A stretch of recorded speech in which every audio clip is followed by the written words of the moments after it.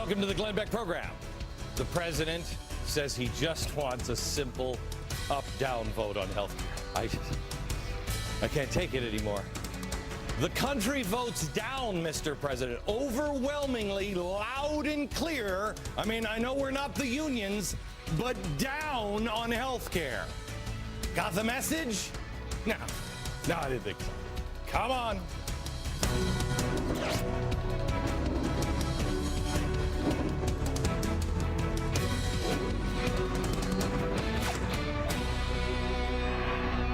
Hello, America.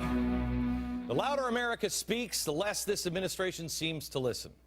The tribe has clearly spoken on health care. 73% want this bill scrapped. I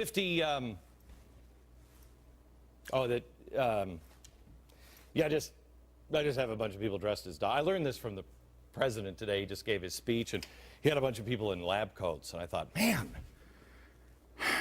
I don't think any of the words that he's saying is credible, but he does have people who look like doctors standing behind him. So I think I'm for this healthcare thing all of a sudden. So I thought I'd give it a whirl because it adds credibility. You know, when you have doctors or people who aren't doctors but are dressed like doctors, but apparently America's just too stupid to, they're just whatever the doctor says. So these doctors agree with me.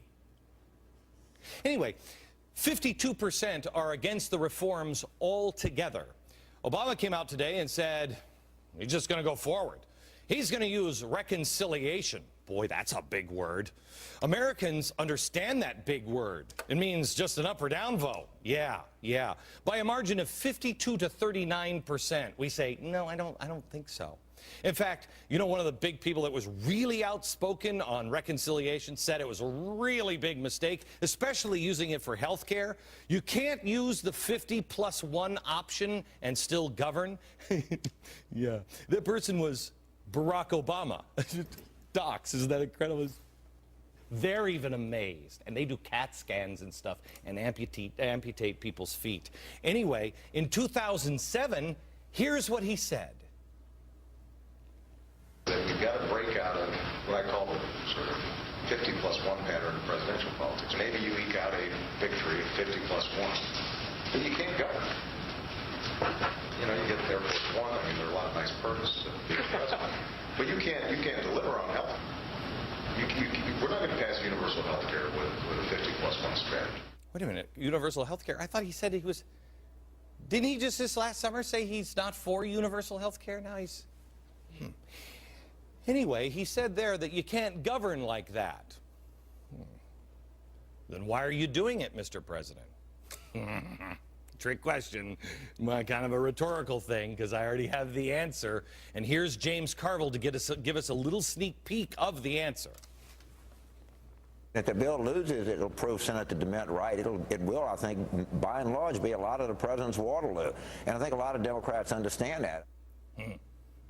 So it's his Waterloo, which I thought, now I'm hearing a Democrat say it's his Waterloo. I thought that was a problem when Jim DeMint said that. I thought that was partisan. Okay, that's just a little tip. It's going to be his Waterloo. Why?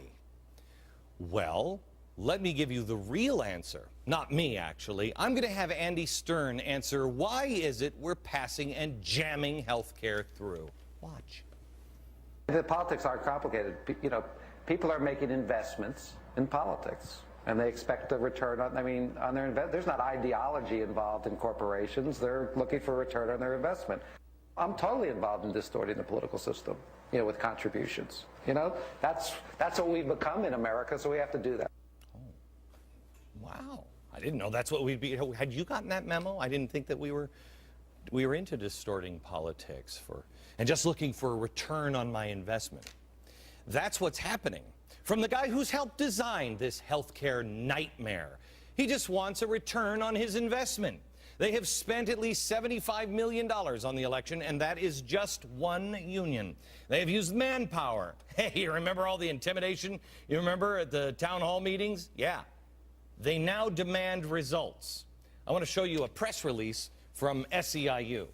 SEIU members to politicians, live up to your promises or we will hold you accountable. Yep, there it is. spent more than 150 million mobilizing tens of thousands during and after the election to win health care. You see what I mean? 150 million during that. They just want a return on their investment. And they're going to get it. You see, America doesn't want a European health system. I know our perfect system is not that. It's not perfect. But what is this constant obsession with trying to be more like Europe? Is it because they wear goofy little beanie hats, they have a cute, sexy accent, have more museums or compact cars? What is it? Because I don't really envy, the lack of dentists with their funny-looking teeth and overall bad personal hygiene. I can't figure out the love affair with France. Nice to visit, don't want to live there. What is so great about Europe that I'm missing? Do you know before 1900, they were trying to be like us? Let me show you this picture of the Statue of Liberty. Yeah, that's France. They're building this in France. Why? For a gift? Really? Who gives that? Okay, Forbes doesn't go to your wedding. Nobody gives a gift like that. Bill Gates doesn't give that. Nobody gives a gift like that. What were they doing? They were trying to show the French, look at America. We should be more like that. And at the time, we were expanding. But about the same time they sent that statue over here, we switched places. We started mimicking them because all of our elites went over to college and universities. Yes, universities over in Europe. I'm much smarter now because I went over onto the continent. Yeah. Ever since then, we began contracting. The more we follow Europe, the more problems we have. Usually, when you try to emulate somebody, it's because they have attributes that you admire. They're good at what they do.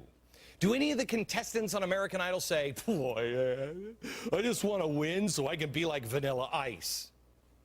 No. That's Europe. Vanilla Ice is Europe. And in Vanilla's defense, he has had at least one hit in the last 100 years. Give me the hits of Europe in the last 100 years. What is Europe doing besides screwing everything up on the beloved continent? Right now, let me show you this. They are imploding. Spain has 18.1% unemployment at the end of 2009. Ask the doctors, they know. It's expected to hit 20% this year. You want 20% unemployment? Hey, we can do it for you. Let's do some green jobs like Spain did. Greece? Yeah, Greece broke. England? On the brink of economic disaster. Total mess. We're looking at this model. By the way, the blue is, oh my gosh, collapse. The red, yeah, pretty soon collapse. Who looks at this and says, yeah, I got to get me some of this, huh?